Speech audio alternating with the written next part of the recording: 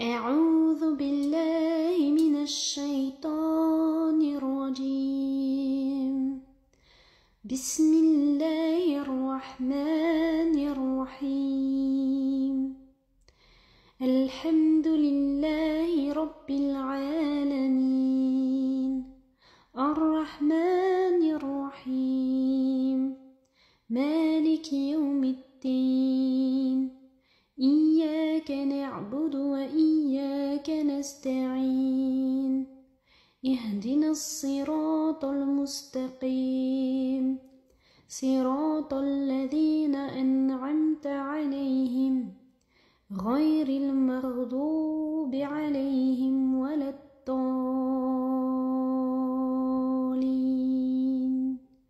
آمين. On a nommé cette sourate El-Fatiha l'ouverture, car c'est par son écriture que débute le livre et par elle que débute la récitation dans la prière. Au nom d'Allah, le miséricordieux, celui qui fait miséricorde. La lecture du Coran est précédée par une recherche de protection auprès d'Allah contre Satan. Je cherche protection auprès d'Allah contre Satan le maudit, qui signifie « je cherche secours auprès d'Allah contre le fait que Satan le maudit me nuise dans ma religion ou ma vie mondaine, m'empêche d'accomplir ce qu'on m'a ordonné ou m'incite à commettre ce qui m'a été interdit.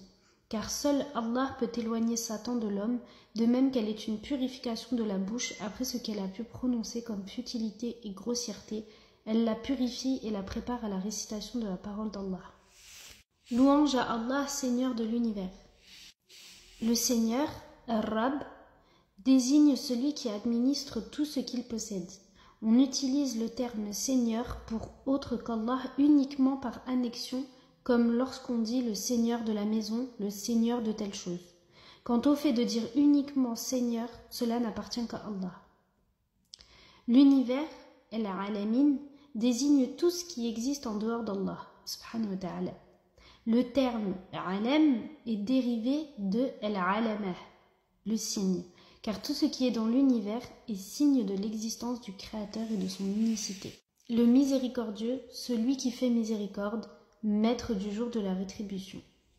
Si on lit Malik, cela dérive du terme El-Milk, qui désigne la propriété, alors que si on lit Malik, cela dérive du terme El-Mulk, qui désigne la royauté et donne souverain du jour de la rétribution. Autrement dit, c'est la prolongation Maliki, Malik. C'est toi seul que nous adorons et toi seul dont nous implorons l'aide.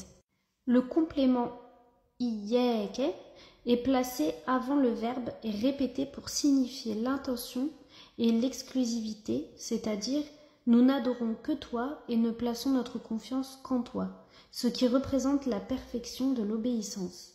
La première partie est un désaveu du polythéisme et la deuxième l'aveu d'un dénuement de toute force et de tout pouvoir, tout en se confiant totalement à Allah subhanahu wa ta'ala. Guide-nous sur la voie droite, la voie de ceux que tu as comblés de bienfaits. Ne lui attribuez que la bienfaisance, quelle beauté.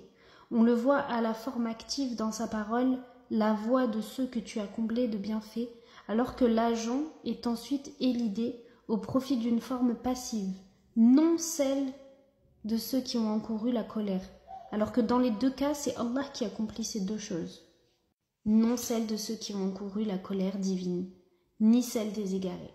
Il est recommandé à celui qui récite Al-Fatiha de dire à la suite « Amin » ou encore « Amin » qui signifie « Oh Allah, exauce ».